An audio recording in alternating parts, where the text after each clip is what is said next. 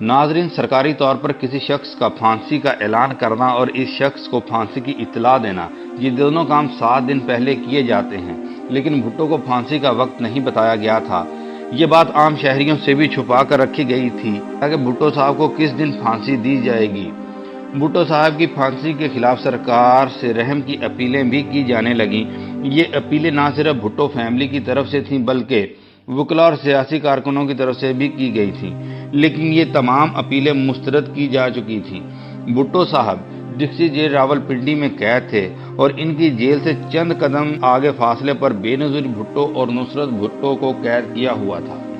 بے نظیر بھٹو اپنی کتاب دختر مشرق میں لکھتی ہیں کہ انہیں 3 اپریل 1979 کو سخت پہرے میں لے جایا گیا۔ بے نظیر نے اپنی کتاب میں لکھا ہے کہ میرے والد جیلر سے پوچھتے ہیں کہ کیا یہ آخری ملاقات ہے؟ جیلر نے کہا ہاں۔ بھٹو نے جیلر سے پوچھا کہ کیا تاریخ کا تعین ہو گیا؟ پھر جیلر نے اس پر کہا ہاں، کل صبح۔ پھر بھٹو نے ان سے پوچھا کہ کل صبح کتنے بجے؟ سپرنٹینڈنٹ جیل نے جواب دیا صبح 5 بجے۔ ناظرین، بھٹو صاحب نے اپنی بیٹی سے آخری ملاقات میں کچھ اس طرح کے الفاظ کہے تھے: آج شب میں غم دنیا سے آزاد ہو جاؤں گا۔ میں اپنے والدہ اور والد کے پاس چلا جاؤں گا۔ میں لاڑکانہ میں اپنے اجداد کی زمینوں کی طرف جا رہا ہوں تاکہ میں اس زمین کا، اس کی خوشبو اور اس کی فضاؤں کا حصہ بن جاؤں۔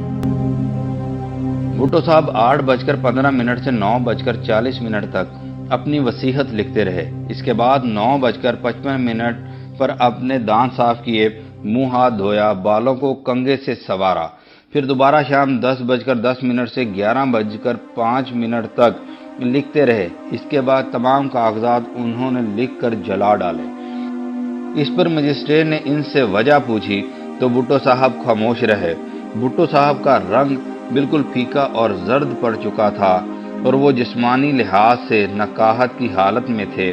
پھر انہوں نے کوشش کر کے کہا، میں نے کوشش کی لیکن میرے خیالات اتنے درہم بھرم تھے کہ میں نہ لکھ سکا، میں نے اسے جلا دیا۔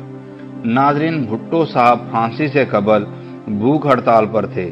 ان کی صحت کافی حد تک خراب تھی، حتیٰ کہ انہیں سیل سے پھانسی گھاٹ تک بھی سٹریچر پر لٹا کر ہتھکڑیاں لگا کر لے جایا گیا تھا۔ اتنی دیر میں مشکی عبدالرحمن ان کے لیے چائے کی پیالی لے آیا جو بھٹو صاحب نے ان سے کہی تھی۔ کرنل رفیع الدین کہتے ہیں کہ میں یہ سب دیکھ کر حیران ہو گیا تھا کہ اللہ تعالیٰ کی نشانیاں دیکھیں کہ جیل کی دیوار کے باہر پرائم منسٹر ہاؤس میں بھٹو صاحب نے جو بھی چاہا دنیا کے کسی حصے سے ان کے لیے مہیا کیا گیا، اور آج ان کی یہ آخری اور معمولی سی خواہش بھی پوری نہ ہو سکی کہ چائے کی پیالی بھی نہ پی سکے۔ ناظرین، تاریخ کا ریکارڈ درست رکھنے کے لیے ہم آپ کو بتا دیں کہ یہ وہی کرنل رفیع الدین ہیں جن کو سرکار کی طرف سے بھٹو صاحب کے سیل میں بھٹو صاحب کی نگرانی کے لیے مسلط کیا گیا تھا، اور انہوں نے بھٹو صاحب کے آخری ایام پر ایک کتاب بھی لکھی ہے۔ بھٹو صاحب کو پھانسی سے قبل ان کے کمر کے پیچھے ہتھکڑی لگائی گئی تو لوہے کی ہتھکڑی نے ان کے کلائیوں کو دبا دیا، جس کی وجہ سے ان کو تکلیف ہوئی۔ اس لیے انہوں نے کہا یہ مجھے، اس سے آگے والے الفاظ کسی کو سمجھ نہیں آئے تھے۔ شاید وہ کہنا چاہتے تھے کہ یہ مجھے تکلیف دے رہا ہے۔ ٹھیک 2:04 پر جلاد تارا مسیح نے لیور کھینچ دیا اور بھٹو صاحب نیچے پھانسی کے کنویں میں گر پڑے تھے۔ بے نظیر بھٹو صاحبہ اپنی کتاب میں لکھتی ہیں کہ وہ رات کے کسی پہر گھبراہٹ کے عالم میں اٹھ بیٹھیں، ان کے منہ سے نہیں پاپا نہیں نکلا۔ ناظرین، بھٹو صاحب نے اپنے آخری ایام میں جیلر سے کہا تھا کہ میرے بعد لوگوں کو بتانا کہ بزدل قوم کے بہادر لیڈر کا یہی حال ہوتا ہے۔ دو ذوالفقار علی بھٹو ہے، ایک جو یہاں کھڑا ہے اور دوسرے آپ، ہر ایک آپ جیسے۔